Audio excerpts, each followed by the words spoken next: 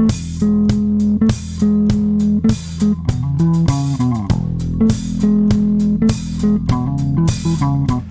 welcome to week 5 of our Exodus series. A few announcements before we begin.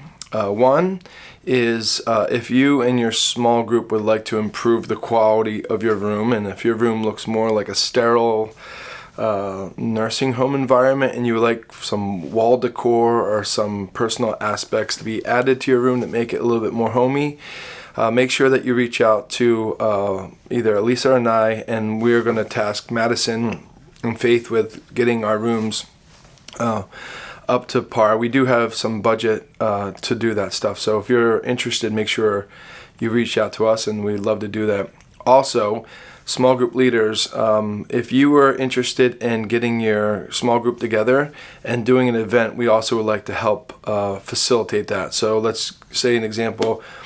Gary came to me last week and said, hey, his group would like to go play airsoft.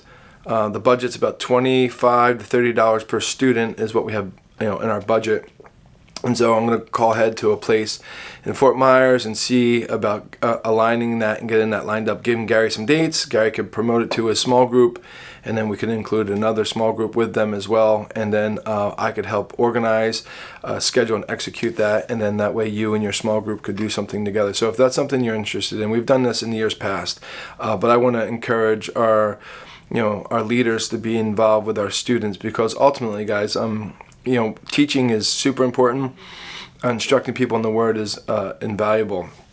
But it's the relationships along the way that help formalize these relationships and allow us to have that input, not just in student ministry, but even in years to come. So if we could help facilitate some of that working relationship between you and your small group, we would love to do that, okay? So that's the 2 announcements for this week. All right, now the topic for this week that I would like to focus on is forgetfulness. So in our study of Exodus this week, we find ourselves at the first Passover. Death was coming as judgment upon the firstborn of man and beast, and it was going to be the last judgment.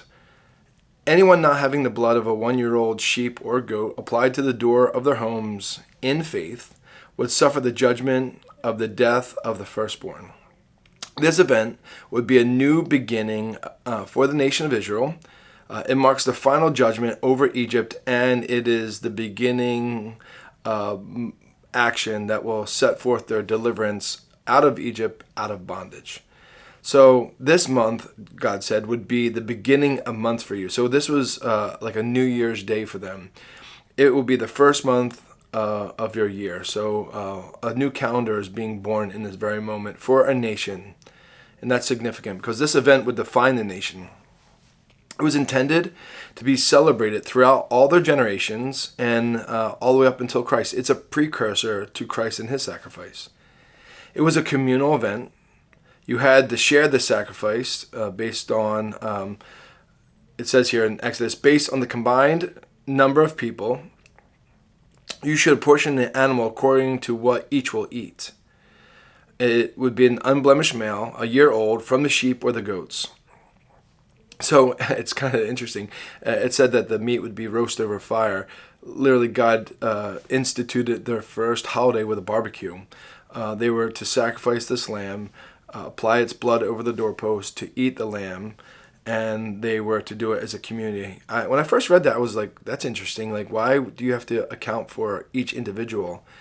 And after some reflection, I think that's the whole idea.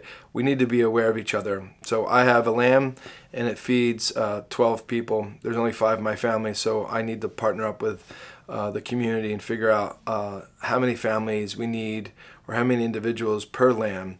A very community-minded event.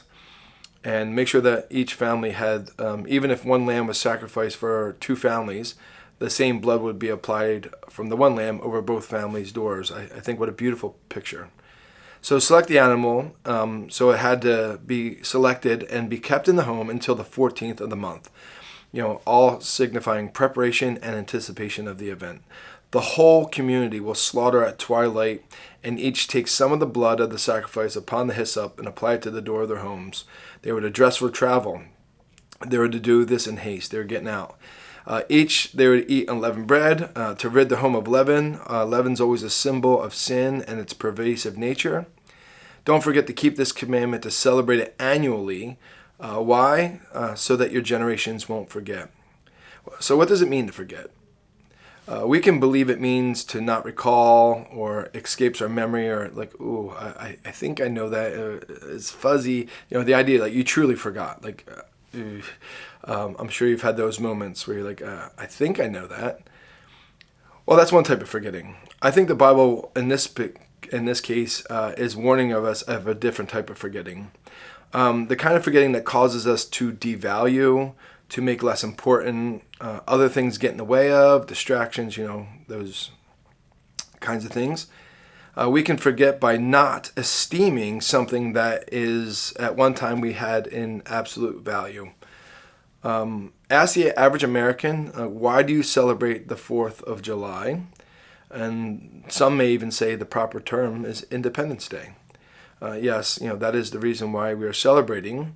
So a part of this celebration is to recall and summarize our quest for independence found in our Declaration. So when's the last time you, your family, or your community read the Declaration of Independence on the 4th of July? What about the preamble to the Declaration? Do you still remember that from elementary school? Or have you forgot? So we know what it means to forget. At least you're probably wondering, I think we the people, is it something like that? So, but we have parades, we have barbecues, we have fireworks on this 4th of July, but we don't remember what it is we are celebrating. So this morning I looked this up and I copied its words. I just want to read them real quickly to us as Americans. It says, we hold these truths to be self-evident, that all men are created equal, that they are endowed by their Creator with certain unalienable rights, that among these are life, liberty, and the pursuit of happiness. That to secure these rights, governments are instituted among men, deriving their just powers from the consent of the governed, that whenever any form of government becomes destructive of these ends, it is the right of the people to alter or to abolish it, and to institute a new government, laying its foundation on such principles and organizing its powers in such form as to them shall seem most likely to affect their safety and happiness. And then it goes on to talk about how we're so accustomed to suffering, and that typically people will stay in a very difficult and challenging circumstance. So we need to have wisdom and prudence in all these things. But when's the last time that was read at a celebration on the 4th of July? Powerful words. It defined us as a nation. And the same is true for the nation of Israel. This Passover would define them as a nation, and God did not want them to forget. So we're not here to promote U.S. civics, but I think you think the point, or hopefully see the point in its validity. We could use reminders. We are here to remind students the value of the Passover and its significance in the sacrifice of Christ, and how it is memorialized to us in Holy Communion. So the connection from Passover to Christ to once a month here at Covenant, we celebrate it in communion. We don't want to forget. The Lord doesn't want us to forget. So it's easy for us to forget in this way, to lose importance, to drift, to do value by making other things more important, like fireworks, ball games, parades, barbecues, and the like. Peter says to us in his second letter, he says, therefore, I will always remind you about these things, even though you know them and are established in the truth and now have. So the apostle, and he's getting ready, he knows he's about to die. So his last words are, guys, I just want to remind you of the things you need to know.